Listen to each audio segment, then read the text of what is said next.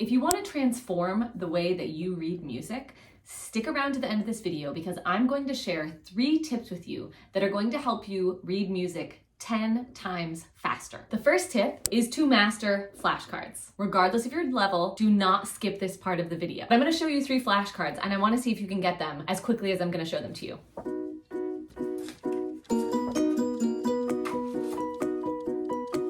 Now, if you could not immediately within that amount of time see that flashcard and know that this was C, this was E, and this was G, you could benefit from flashcards. Flashcards are not just for beginners. You see, when you practice flashcards regularly and you start to deeply memorize the terms and the symbols and the notes that are on the flashcards, you start to free up space in your brain to think about other things. So if you see a note on the page when you're trying to read a piece of music, or you see a symbol and it takes you longer than 1 second to know the name of that note or the meaning of the symbol, you will benefit from flashcards. So I would suggest that you get my favorite set of flashcards. I will link it in the description below. The reason that it's my favorite is because it covers many different concepts. So you can start out with the note naming flashcards. And I always tell the people that I'm working with that you should be able to name all of the notes in this deck of flashcards in under 2 minutes at the very most. And that might seem overwhelming because there are a lot of note flashcards in this deck,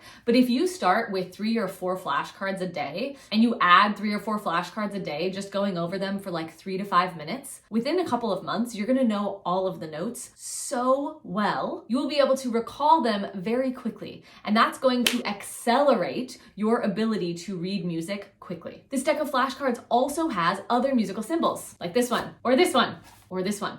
And if you didn't instantly know that that was a fermata and a repeat sign and a flat sign, you would benefit from studying the green flashcards in this flashcard deck that are full of all of the kinds of symbols that you'll see in your music. It takes you through the tempo markings and some of the Italian terms that you'll frequently see in sheet music, and through intervals and key signatures. And there are even some short 1 and 2 measure sight reading examples in the deck of flashcards. Now imagine if you were to get this pack of flashcards and you were to spend 5 or 10 minutes each day, maybe memorizing 5 to 10 flashcards a day. Within 1 or 2 months, you would know hundreds of notes and symbols and terms that you didn't know before. And imagine all of the time that you would save if you weren't seeing those symbols and notes in the music and in the moment trying to remember what they mean or having to look up what they mean. You will have so much more space in your brain to focus on your ultimate goal, which is reading music and making music. The second tip is to accelerate your pattern recognition. Reading music fluently is all about being able to recognize patterns quickly. If you think about learning the English language, we first learn the alphabet, maybe the ABC song. You learn those individual letters and the sounds that they make. And that in music is like learning how to read the individual notes. But eventually you need to move beyond that before you can actually read a novel. You have to be able to recognize the little sight words like the or he and she. And that would be like being able to recognize small patterns or intervals in the music.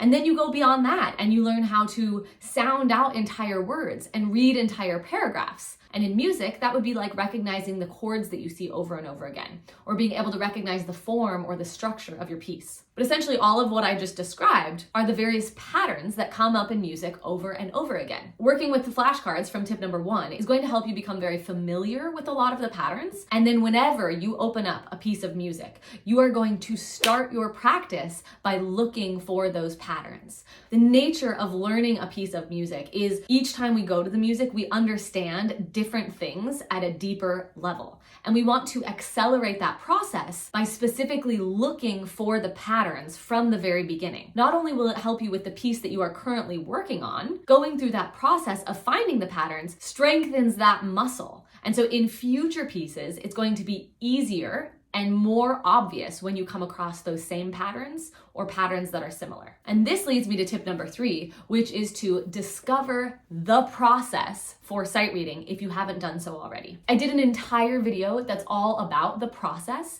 where I take you through the exact steps that you need to take in order to be able to sight read successfully on your very first try. Sight reading is something that you can work into your practice routine where you actually take 5 minutes or so each day to focus on sight reading new music. Now, this music should be lower than the level of the pieces that you're trying to play, and this gives you a chance to put all of this into practice on a regular basis. Because if you're only starting one piece that's difficult for you and working on that for 6 months, and then starting another new piece after 6 months, you're not giving yourself the chance to practice note reading and recognizing the symbols and finding the patterns very often. So to increase the instances where you can practice those things that are so essential to reading music faster, include sight reading as a part of your regular practice routine. In the video where I show you how to use the process, I also recommend my favorite sight reading books that will help you work sight reading into your regular practice routine. Thank you so much to those of you that are part of this community. I absolutely love getting to know you. Let me know in the comments if you like this video, if there's something you want to see more of, and if you want to connect with me even more,